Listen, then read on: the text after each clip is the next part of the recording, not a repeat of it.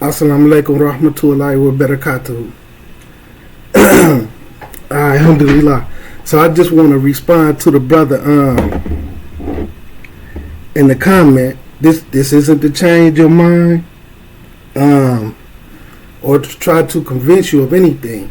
Where he says he don't feel like gelatin and grease is two different substances. Okay, so what we're going to do is go through the process of how gelatin is actually made, and I'm going to show you what the difference is. And when you know how it's made, then you will know if it's technically permissible or not. And then like I said, some of them who say it's no longer what it was before.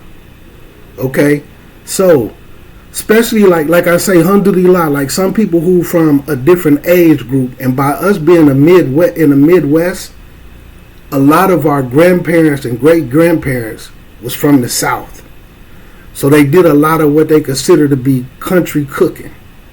So they used to have this stuff. Some people call it hog cheese, and then some people call it what they call sauce. And then they have two forms of sauce. There's hot sauce, and then there's mild sauce. Okay? Both made from pork. My grandmother used to make both hot sauce and mild sauce.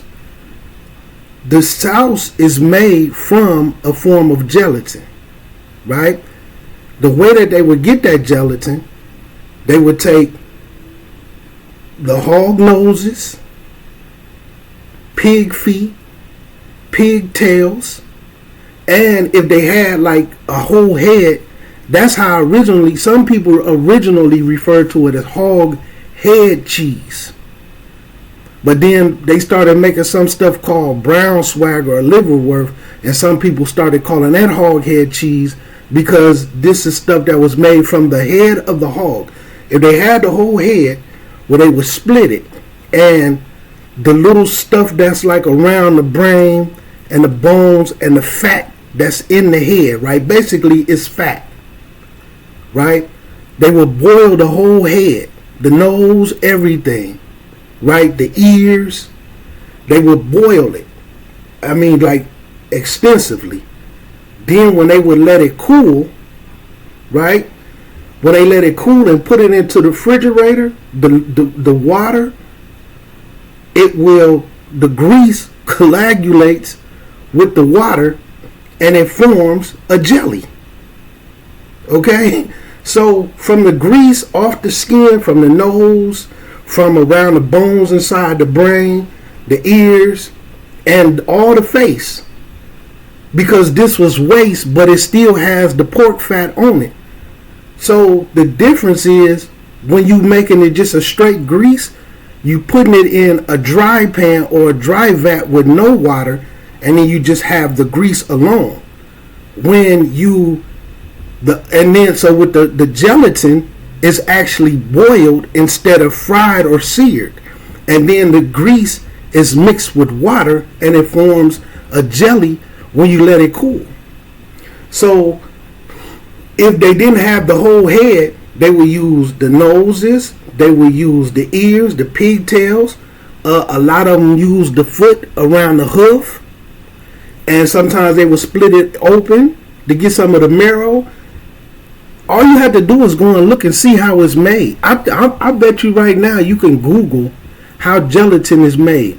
And if you knew years and years ago, I don't really see it being a big thing now, but a lot of people used to eat what was called chicken and noodles, where they would just boil a whole chicken and some seasoning, and then once that chicken was broke down and tender and fall apart, they would throw some egg noodles in it, or whatever type of noodles they like, the curly ones, the flat ones. Well, anyway, this was a way to stretch a chicken out and feed a family for a couple of days off of it, or a big family. But anybody who had that as a kid, right, when they put it in the refrigerator, when you pull it out the next day, you will see little pieces of something that looks like jelly in it. It's from the grease that would generally come off the chicken, but you boiling it, and it's mixed with the water. Like if you put that chicken in a pot, or if you put it in if you bake it, put it in a baking dish, that would melt down and it'll be a little bit of grease in the bottom of the pan. Now you're boiling it, so that same grease is coming into the water. So when the next day when it's cool, you will see like little pieces of daqui. Okay, salam alaikum. So wait, hold on, daqui. Okay, alhamdulillah. So when you see how it's made, even like people who eat a turkey on Thanksgiving or outside of Thanksgiving, but people who seen turkeys cook or they grew up as a kid celebrating Thanksgiving, when that turkey is cooked, and like the people who add a little water and they still have it in that tray, whatever they got it in when they bake it, right? But keep in mind, it's been baked with a little water. And when that turkey lasts, if they don't put dressing in it, and it's just a turkey, when you put that turkey in the refrigerator and it chills and you pull it out, you will see a jelly in it. That jelly is from the grease, but what would normally come off of the turkey if no water was added that would be in the pan is going to be added with the water, and it's going to turn into like a jelly. Just like when you have certain greases, like for instance a lard, when it's hot it turns into a liquid, but then when it cools it turns into a solid. That's what gelatin is. It ain't nothing but the grease mixed with water. So like it'll happen with any type of meat that has grease in it. Like for instance, even when people who grew up and they grew up on stuff like neck bones. I never liked that stuff, but my mother cooked it. Neck bones, whether they was pork or beef, basically the neck of the cow with some of the meat and stuff. When they would boil that stuff down, and then when it would sit in the refrigerator, some of the little water or stuff that it was still cooked in, you will see a jelly in it. There, you can even go watch videos and see how it's made, especially when they're using pork and they have a whole lot of the fat. They have some of like the rib bones that they done took a lot of the meat up off of, but a lot of it be scraps, things that they not going to sell. But sometimes they do have the rib bones, but they really clean, because in the ribs there's like a layer of stuff that you can peel off, pork or beef or lamb, that you can peel off. Those things melt and they form a grease when you boil it, but it be a lot of filth. The feet, the tails, the private parts, what some people refer to as hog maws or mountain oysters, the private parts, the nose, the ears, the lips, all around the face and all of that. Just go and look and see how it's made. So, and then once they boil it all down until like the meat and stuff is falling, whatever little pieces of meat and stuff that's on it, it just completely depleted. And then they take that liquid and let it cool, and it forms a jelly. Or they'll take that liquid with that little bit of grease and take it through a process and mix it with a powder.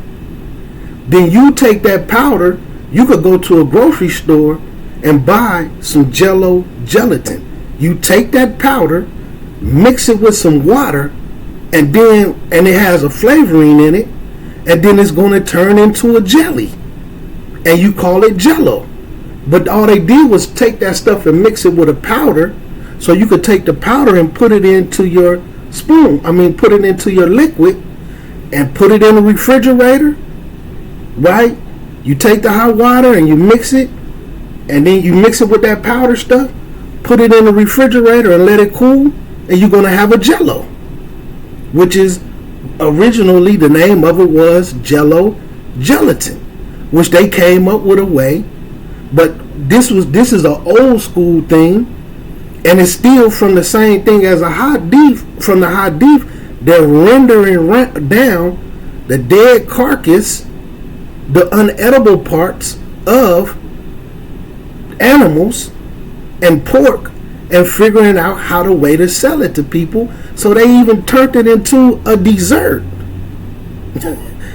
Gelatin. Now sometimes you could get it without the gelatin in it, because now they figure out how to get some of these same processes from plants, certain plants, where they could get the jelly up out of it. Just like, for instance, you see like an aloe vera. Not saying aloe vera is what they use. Sometimes it'll name what the plants they use. But aloe vera, once you peel it, it has a jelly in it. And they can mix that with some water, and then it'll gel up. They boil it and let it cool, and then it gels up. Or it'll be beef gelatin. Okay? Or they'll refer to it as what is kosher gelatin.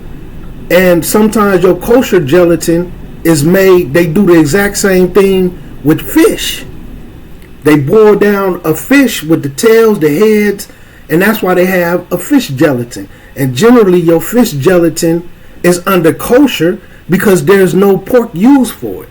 So when it doesn't have anything in front of it and it just has gelatin, then it's 100. Now, because of the Muslim World League, when they came into these plants and they started forcing them to put labels on it, and you can probably Google some of this stuff. I just stayed in tune with it over the years.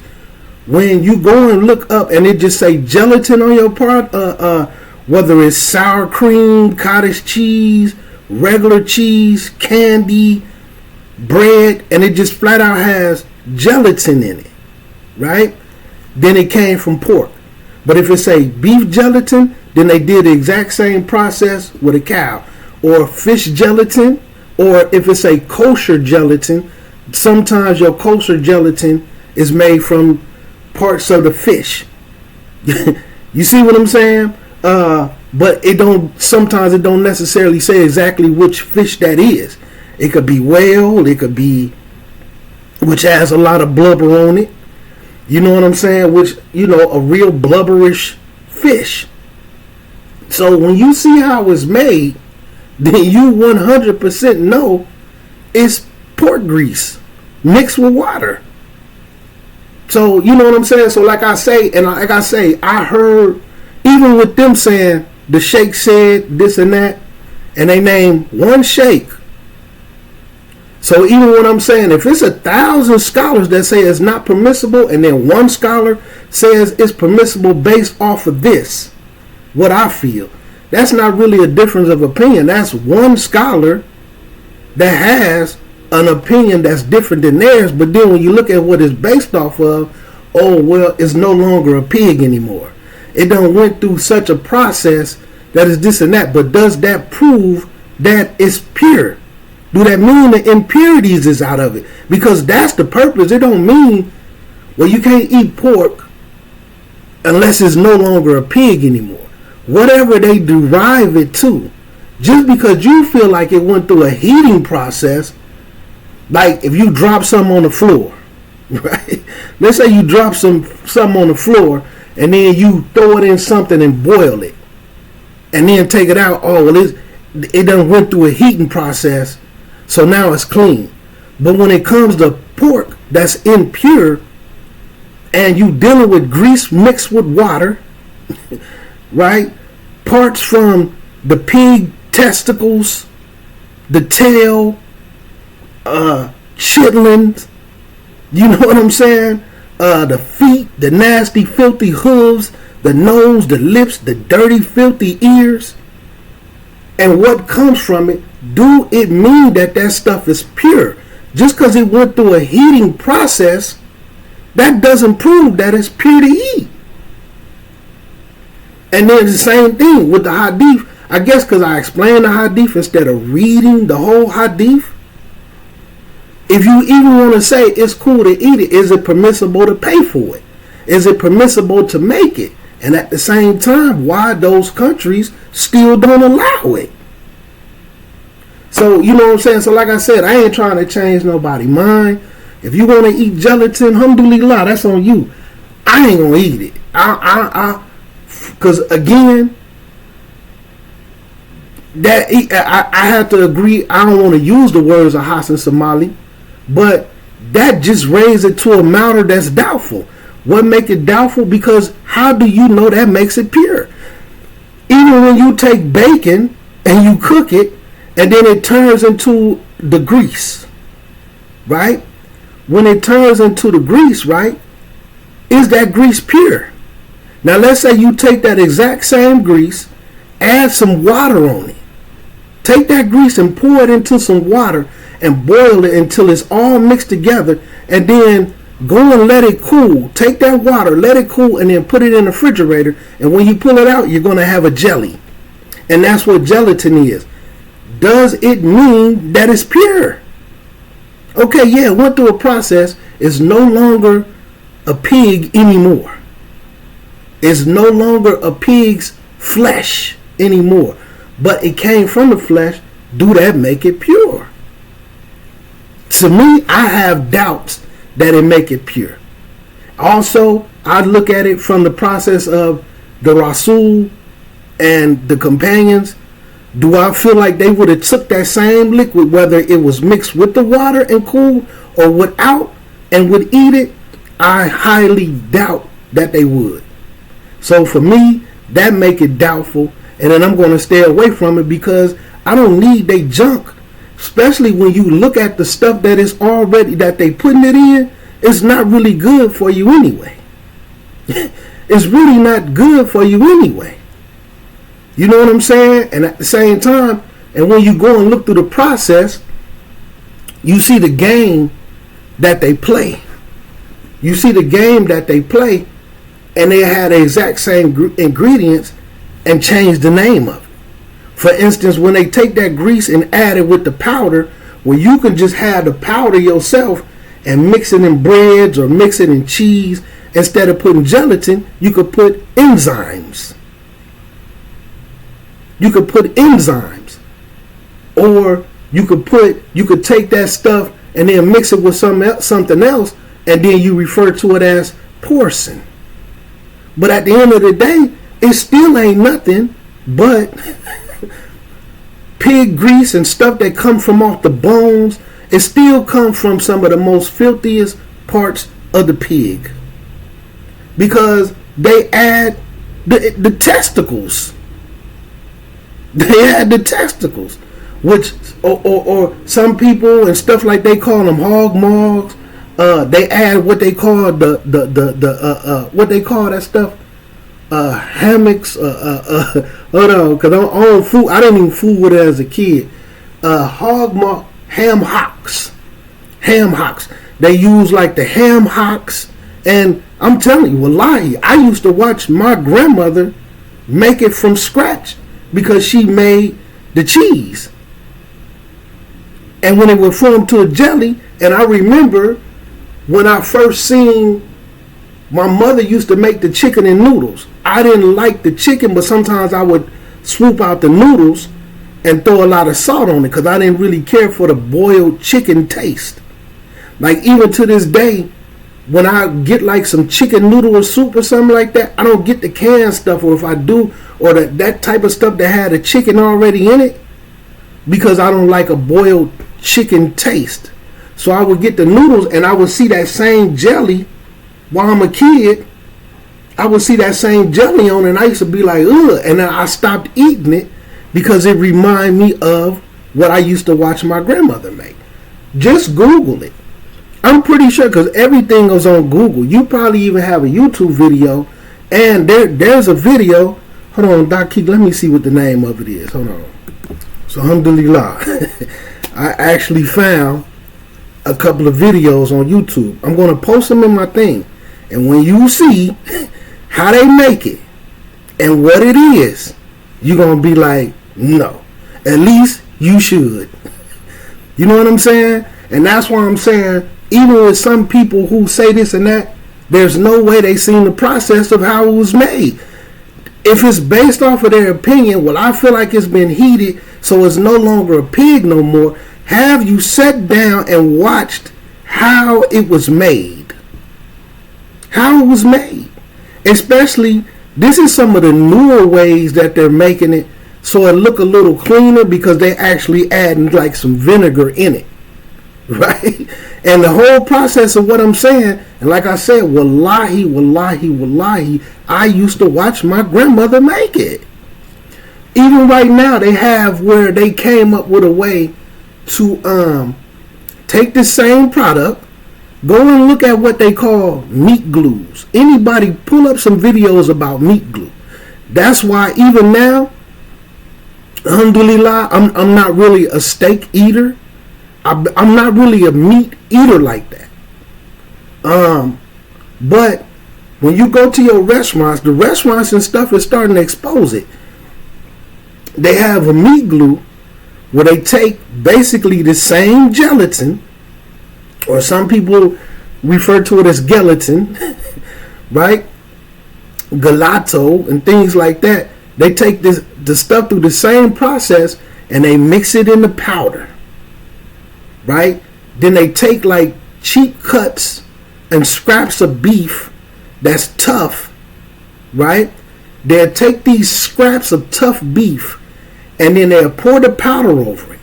And then they'll form this stuff into like a round steak. It's generally a lot of times it be what people call filet mignon, where they cheating them. They take these cheap cuts and then they form it into a circle like a filet mignon, and then they'll wrap it in some plastic wrap, put it in the refrigerator. And because they're putting this gelatin, this pork meat on it, and it coagulates, when they take it back out of the refrigerator, after they let it sit 24 hours, it's formed into a steak. And then they'll wrap a piece of bacon around it, and then they'll cook it. Look at meat glues and how they'll show they taking this exact same product that you're going to refer to as gelatin and mix it with the powder. And they put it in, and a lot of the restaurants is getting away with it. Meat glues. Some people call them Frankensteaks. I done seen some people, eat it and they be like, whoa, you almost can't really tell the difference. There's a lot of videos on it. I don't eat a lot of that stuff because it got meat glue on it. It even show how you can go look in your grocery store and tell if you got a Frankensteak. How you can look at the steak and see the way that it is.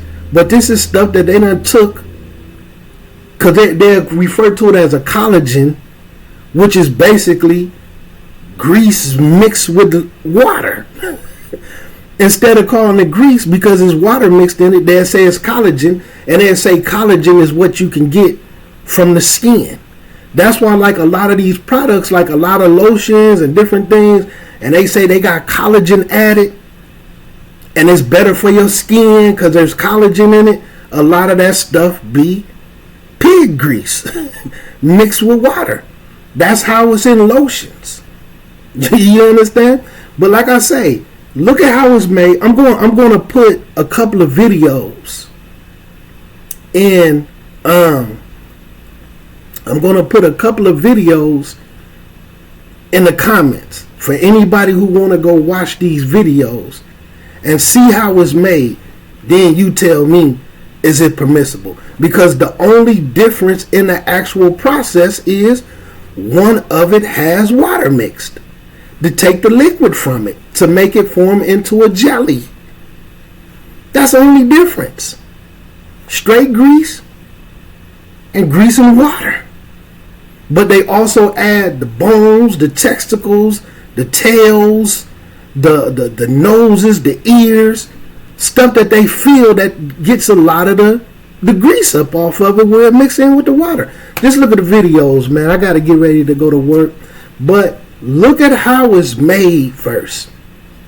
And then look deep into the Quran and look deep into the Hadiths, and you will see these processes is not permissible. The Jews came up with it. And then when you look at the industry, you can see a lot of these companies is owned by Jews. And they're putting this stuff in products because they stretching the pig that they selling all the way down to the point where they're making money off of the grease and bones. The stuff that you can't eat, they turning it into something where they can stretch out food products. And then they putting it in stuff because they know that this is something that they shouldn't eat, so they don't eat it. And they know that even if you call yourself a Christian, you're not supposed to eat pork. And when you call yourself a Muslim, you're not supposed to eat pork. And they stole this process. They even put it in there. It was a way that you go back and trace a certain tribe of the Egyptians. And it's something that they used to do to make certain things to eat. But then the Jews took it and started selling it to other people, but they don't eat it. You see what I'm saying? Because when it comes to the process of making something that is haram, when it's something that you're going to make something haram, halal, you got to have enough proof that it's not impure anymore. Not that it's no longer a pig. It went through a process of heating, just like the same thing where I'm speaking about the ghusl thing. Most people focused on the cleaning their body aspect of it and not the spiritual cleansing of their nafs. Just like the same thing with wudu. When you go make wudu and you using straight water, if you use soap, do that make it mean like, well, I feel like I need to use soap through the whole wudu process? Now you change and like Allah don't know what he's talking about, because it's a spiritual cleansing. Just like when you can have like the kuf or some leather and you can wipe over that and it's not touching your skin, and you don't have to wipe the bottom because it's spiritual. So this is the same thing. Just because it went through that process, how do you know it's pure to eat? And then all you got to do is look at people who eat this stuff and go to the hospitals and all this stuff. They be having high cholesterol. This stuff still causes high cholesterol. This stuff causes high blood pressure. Then they got to throw either a whole bunch of sugar on it or a whole bunch of salt, or mix it in stuff like breads and stuff so that it'll taste good. They got to either hide the taste or add a bunch of soury salts or sugars and barbecue flavorings and all that just for it to taste good to you. But does that mean that it's pure? Does that mean it doesn't do to the body what Allah knows that it does to the body when he says stay away from it? Some people may form an opinion that it is. Cool, alhamdulillah. They might even be a scholar and say, well, I feel like it's purified because it went through a heating process. Have you seen it? Did you watch what they do? You know what I'm saying? Especially when you don't have to eat it. There's beef gelatin, there's kosher gelatin, and then there's vegan gelatin. You don't have to eat that garbage so much that you got to eat it with pork products. Like I said, I'm going to post a couple of videos. I got to get ready for work, so in the comments, the videos might be in there a little bit later because this video still has to upload. So I'm finna stop recording it, and then I got to upload it to YouTube, which is going to take some time because they go through to make sure you ain't got nobody else music in it or anything that's copywritten. So it take a little time for it to upload, right? So after it's uploaded, I'm going to go ahead and put a couple of videos in so that y'all can see how it's made. And it's probably going to make you throw up, because some of the places where they do it, they actually have these big carcasses and scraps where it done, like where meat done set out, it's even starting to turn brown. It's starting to decay. But since they boiling it and add little stuff to it to pour the liquid to make it turn into a gelatin when it cools, it's gross, B. I'm not going to eat it. So alhamdulillah, like I said, I'm not trying to change anybody's mind. And I just say, look at how it's made. Look at how it's made. That's all I want to do. Anybody, look at how gelatin is made before you make the decision. And then just think about it. Why has it been haram for over 1,000 years? And then all of a sudden, a couple of people pop up and had an opinion that it's okay within the last couple of years. It's been around for over 1,000 some years. But now, for some people, it ain't. Nah, man. Nah, you don't know. You have some people, man. What if somebody, because we're in a day and time, I'm not going to put nothing on nobody, but these is things that I've heard. I've never seen it for sure, but this is stuff that I know to be careful, what they refer to as scholars for dollars. What if somebody paid them to come up with a paper or to say something and this and that, and now you got Muslims eating pork? You still eating pork? You just calling it a different name. Oh no, I ain't eating pork. I'm eating gelatin. I ain't eating pork. I'm eating enzymes. You still eating pork? Or it just came from a pig, but it's no longer a pig anymore. But it came from the pig. It came from the pig though? Yeah. Well, why is it not pork anymore? Because it was cooked and chemicals and different things was added, and now it's edible. Let's use this. Let's use this. Just look at how it's made. Anyway, man, like I said, I'm not trying to be offensive. I'm not trying to go at the brother. Wallahi, that's not what I'm doing. That's not my intention. Or I'm not trying to, hopefully this don't come off like I'm trying to humiliate the brother, and I don't want them to refrain from commenting. And like I say, because I know people, and even with them saying that Sheikh, I never came across any of his works or read anything that he said, but I've seen way too many things from a numerous amount of scholars that say no. But under the process, like even when I read his whole article, if I come across his whole article, is it another article where a scholar is saying, yes, they starting to add pork to ketchup, they starting to add it to all these different things, and if you eat it unknowingly, then there's no sin on you.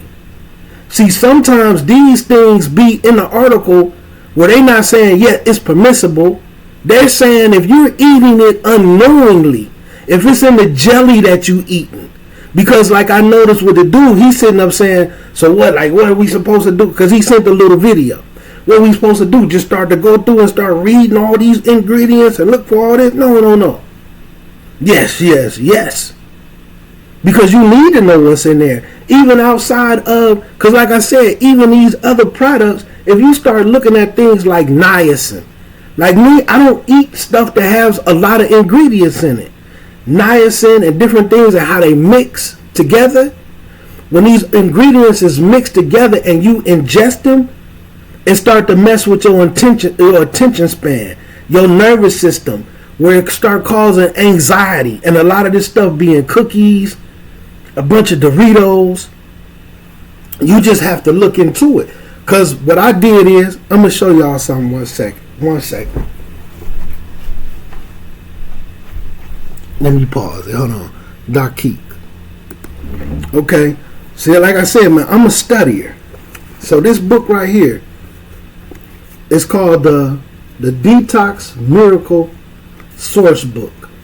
And it go through a lot of stuff about food.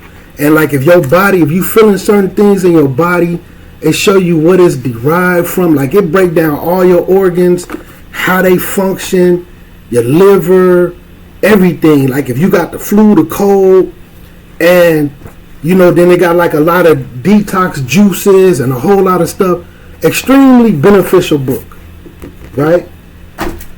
When people start to have certain anxieties and all this stuff, because if y'all see right now, a lot of people in the world starting to cure themselves from stuff that they thought, even diabetes.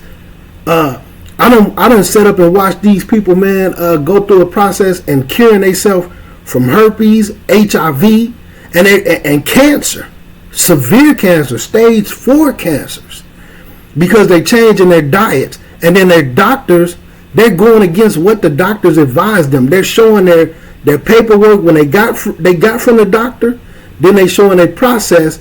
And then when they go back to get checked up, the doctor and them is like, what did you do? How did you cure yourself? So then you had this other book It's a part 1 and it's a part 2. Alkaline herbal medicines. The thing about, and then the other one is an alkaline plant-based diet.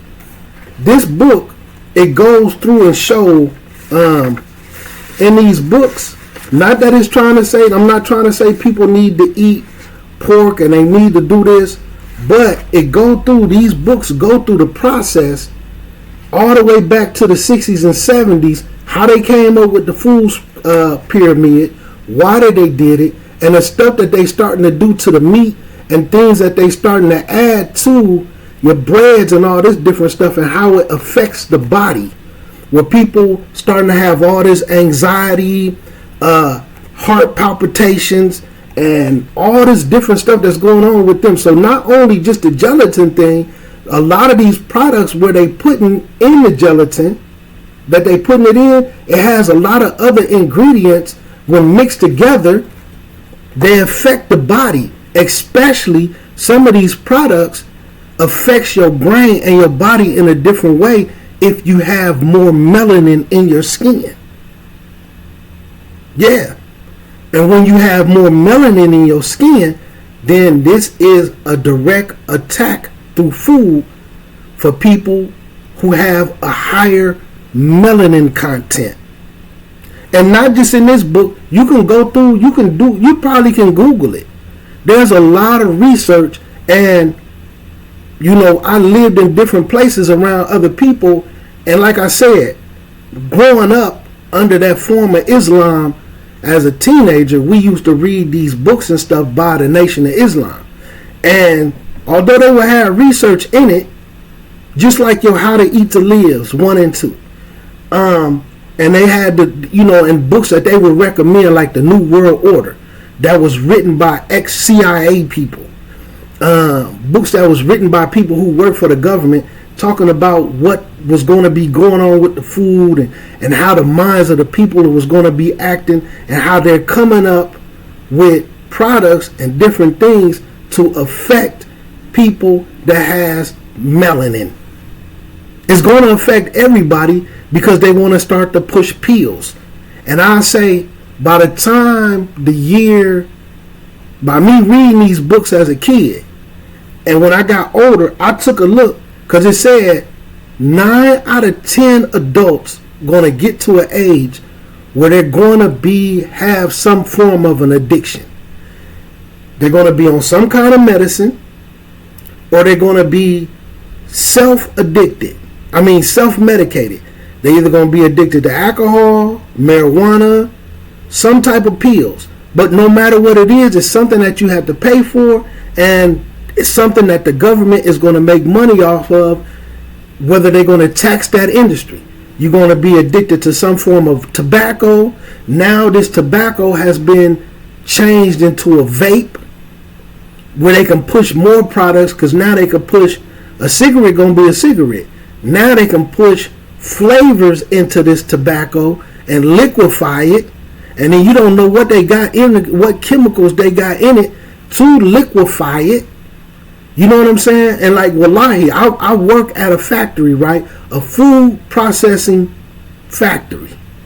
Wallahi, right? And they actually make, in one section of the plant, they actually make the steroids. Okay?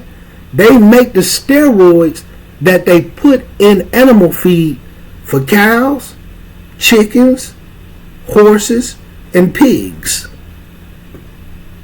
Yeah.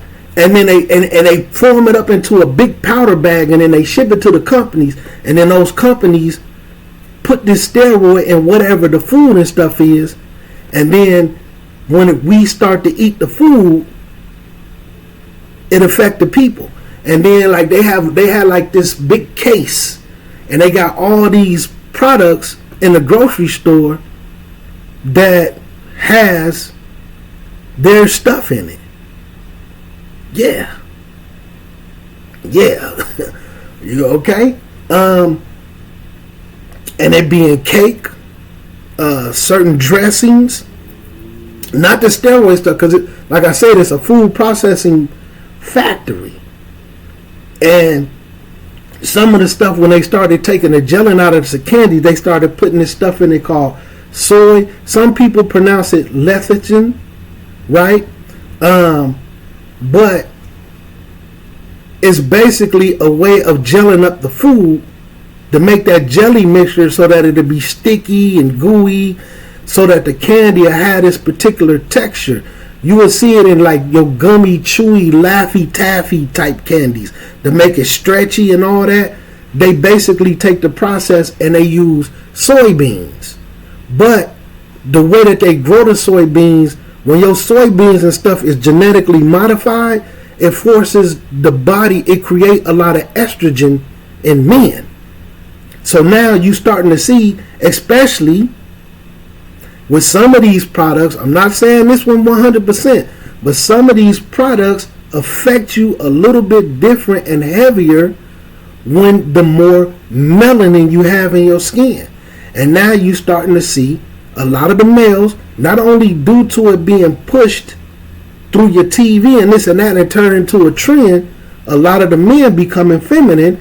And when you look at some of these, not necessarily these books, but when you go to start studying food and how it affects the body and what it affects, excellent book. And you can see I got my bookmarks, like I read this stuff. I study this stuff, right? And starting to see how it affects the body. When people go and start doing their tests and they go to the doctors, they starting to notice men starting to have a lot of estrogen in their system. And they'll say is, well, you microwaving from plastic. You're drinking from too much plastic bottles. But they're not going to tell you it's also a lot of the soy.